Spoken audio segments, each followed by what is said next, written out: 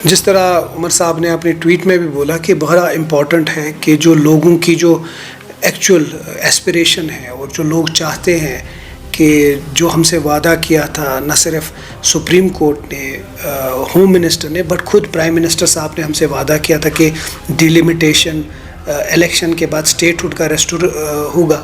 تو اسی سلسلے میں عمر صاحب ان سے ملے اور ان کو وہی یاد دلایا. امید کرتے ہیں کہ جو لوگوں کی جو مینڈیٹ ہے ان کی قدر کر کے اب زیادہ وقت نہ لے کے جو اپروپریٹ ٹائم ہمیں بولا گیا وہ اپروپریٹ ٹائم اب جلدی آ جائے اور ہم کو وہ اسٹیٹ ہوڈ واپس ریسٹور کیا جائے.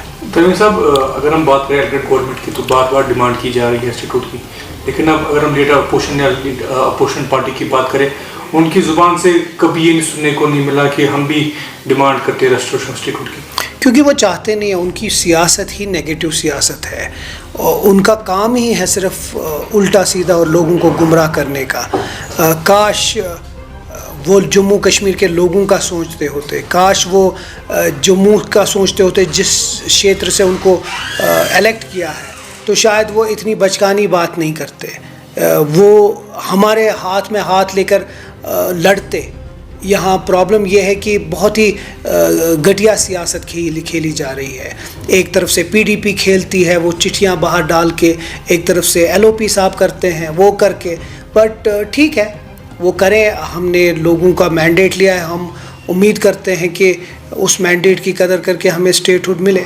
باقی جو سنیل صاحب کر رہے ہیں وہ شاید اپنی ایل او پی کرسی بھی بچا رہے ہیں، کیونکہ آج کل تو ریومر یہ بھی ہے کہ ان کو نکال دیں گے اس سیٹ سے. اب چلیے دیکھتے ہیں کیا ہوتا ہے آگے. تمیم صاحب، اگلے ہفتے سے جو ہے محرم شروع ہو رہا ہے، کس طرح کی تیاریاں؟ اور آج بڑی خبر یہ بھی ہے کہ شاید فرسٹ ٹائم ہوگا ہسٹری میں کہ محرم کے ٹائم پہ یہ اناؤنس کیا گیا ہے اسکولس کو کہ وہ ایگزامینیشن جو ہے ان 23 جون سے 27 جون تک کنڈکٹ نہ کریں.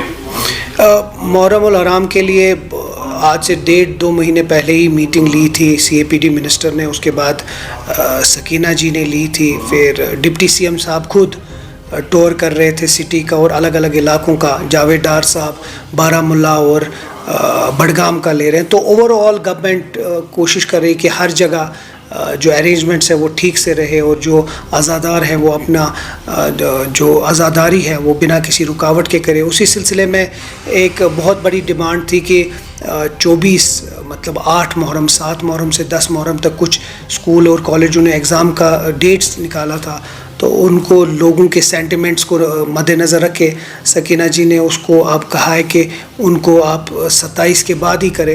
ایک اچھی بات ہے. اس کے علاوہ سب نے ریویو میٹنگ لی ہے، آپ انشاءاللہ چیف منسٹر صاحب خود لیں گے اور دیکھیں گے کہ کہاں کہاں کیا کیا کرنا ہے. مقصد یہی ہے کہ جو مسلمان عزاداری کرتے ہیں ان میں عزاداری میں کوئی رکاوٹ نہ آئے اور وہی چیز کریں گے.